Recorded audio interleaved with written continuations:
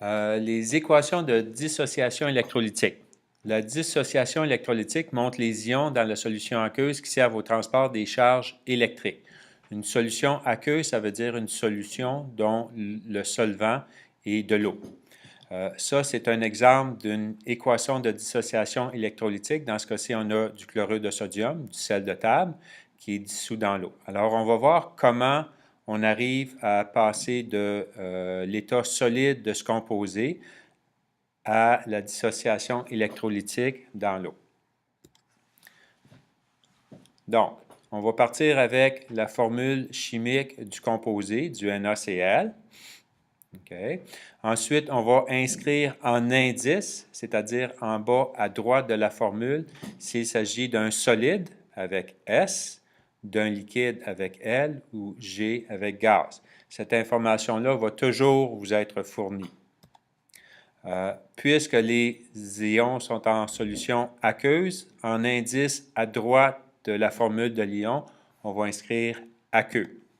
Donc, si on a la formule au complet ou l'équation au complet, on a du chlorure de sodium solide qui est dissous dans l'eau, qui va nous donner des ions positifs de sodium, des ions négatifs de chlore, et les deux sont en solution aqueuse. Voyons voir un exemple ici. Donc, on va écrire l'équation de dissociation électrolytique du trichlorure d'aluminium. C'est un solide. Donc, on va commencer par faire une flèche avec la formule de l'eau dessus et indiquer les ions libérés. Pour savoir la charge des ions, on doit utiliser le tableau périodique. Donc, l'aluminium est dans la famille 3A, donc sa charge va être 3+. Le chlore est dans la famille 7A. Donc, pour respecter la règle de l'octet, il doit avoir un électron de plus, donc ça va devenir du Cl-. Sa charge est 1-. Donc, voici ce qu'on a. On a du trichlorure d'aluminium, qui est un solide, qui est dissous dans l'eau. Sa charge à l'aluminium est 3+. La charge aux ions de chlore est -. Et c'est ensuite en solution aqueuse. Maintenant, on avait dans le corps composé, on avait un aluminium et 3 chlores qui étaient liés chimiquement ensemble.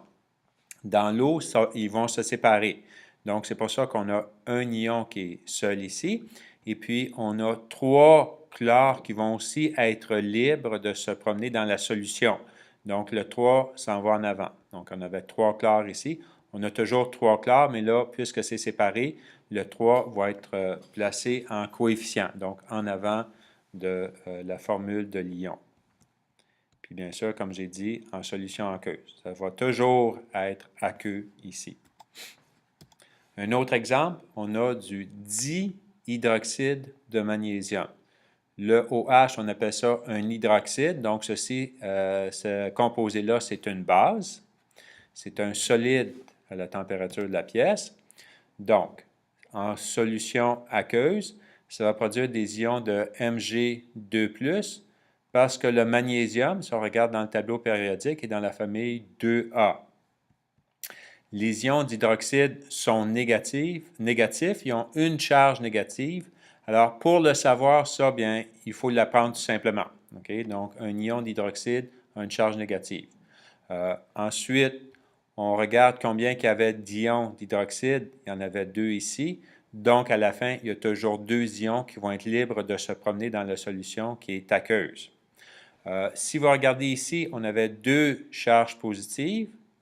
2 charges positives pour le magnésium. Ici, on a 2 fois une charge négative. Donc, on a 2 charges négatives ici aussi.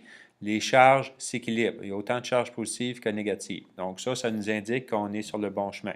Si je n'avais pas la charge de l'hydroxyde, mais je savais qu'il y avait 2 charges positives ici puis qu'il y avait 2 ions, bien, on peut présumer que la charge ici elle est négative. Voici un autre exemple du sulfure de dihydrogène. Alors, ça, c'est un gaz. Okay. Donc, on le met en solution aqueuse. L'hydrogène dans la famille 1A, c'est un cas un petit peu spécial, mais il va être positif ici. Le soufre est dans la famille 6A. A. Donc, il y a besoin de 2 électrons en plus pour respecter la règle de l'octet, pour avoir 8 électrons dans sa couche externe. Donc, ça va dire que ça va devenir du 2-. Ensuite, on avait 2 ions d'hydrogène ici, donc toujours 2 ions d'hydrogène ici. Et on avait du S2- et tous les deux ions en solution aqueuse. Dernier exemple, on a du difluorure de calcium. Alors ici, le calcium, c'est dans la famille 2A, donc ça va être du 2+. Le fluor dans la famille 7A, ça va être du moins. Donc, ça va devenir du Ca2+ et du F- en solution aqueuse. Donc, on ajoute à Q.